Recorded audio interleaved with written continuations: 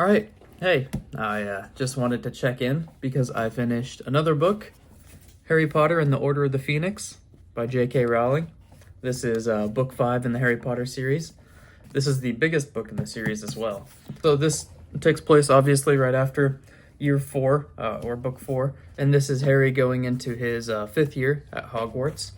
But something happens before he gets to Hogwarts, and that is that him and Dudley, his shitty cousin, are attacked by Dementors outside of their house, and Harry has to use some magic to defend themselves.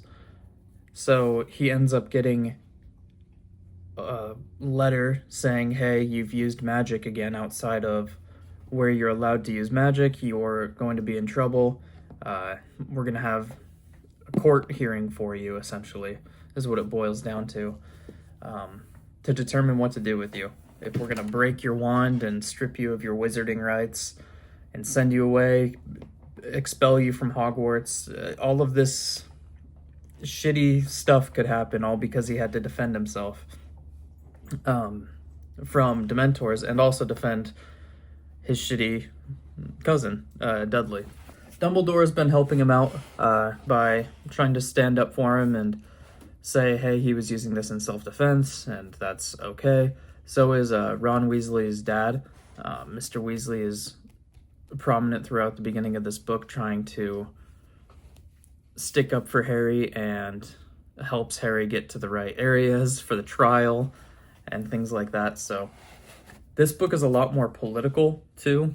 It's not political in the way of like actual government politics. Well, you know what? There is government politics in here, but it's ministry and magical government politics that are happening throughout this.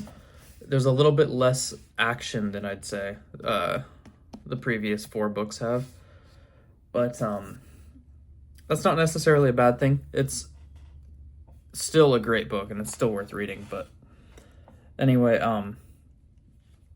speaking of some of the governmental parts of this and the political parts of this, there's a new lady introduced named Dolores Umbridge, who is she's under the minister of magic.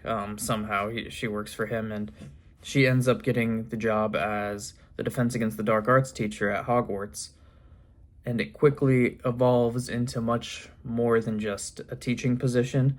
She is very bossy, and everything she's doing, the teachers hate and the students hate, and she's only doing it for... She's an evil woman. She's very evil. I hate her. You're supposed to hate her. She's shitty and she's terrible, and she's a crazy lady. I hate Dolores Umbridge. Hagrid is widely missing throughout a lot of this book, unfortunately. He's dealing with some stuff that I don't want to spoil. So he's kind of... He's there every once in a while, but he's kind of doing some other stuff and dealing with his own shit. Dumbledore, every time Harry sees Dumbledore throughout this book, Dumbledore doesn't even want to really look at him or acknowledge him too closely, and Harry is really struggling with that. Also, throughout this whole book, Harry is very much a teenager.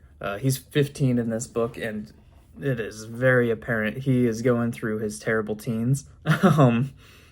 He does not understand other people's motivations at all throughout this book. But I mean, it's understandable, I guess, for a kid his age not to grasp that everybody is trying to help him. I don't know. Harry has a lot going on, though, to be fair. He has these dreams every once in a while where he's like inside of Voldemort's snake's mind, and sometimes Voldemort's mind, seeing what's happening, and his scar will burn, and it's in times of intense pleasure or thoughts or whatever from Voldemort, Harry has the chance of seeing inside of his eyes and seeing what he's seeing. And so one of the major plot points pretty early on is that Harry sees Voldemort's snake attack Mr. Weasley. And so he wakes up and is trying to get everybody to go help him find Mr. Weasley and make sure he's okay. And so that kind of stuff is going on throughout this whole book. There's a lot of the Ministry of Magic trying to bash Dumbledore throughout the whole book, and a lot of back and forth of who do you think's going to win in terms of the politics of it, and in terms of who is going to get their way in the end, I guess, for how Hogwarts ought to go. I am still going to give it a 5 out of 5 because of how important it is throughout the series, and just because there's not a lot of action doesn't mean that it's not good. I really do enjoy it. And that's not to say that there's no action. There is action throughout this book, but it is a long book for some political things happening. One of the other things I almost forgot to mention is because of some of the poor teaching done by Professor Umbridge, Harry is elected to kind of start this little Defense Against the Dark Arts group that he's teaching some of the other students Defense Against the Dark Arts secretly, and it's that part of it is actually really cool and a lot of fun. With the Room of Requirement, it's a room that will show up when you need it, and it'll have the stuff inside of it that you require. I don't know. I think it's a really cool idea. I like that concept. But anyway, this is another 5 out of 5.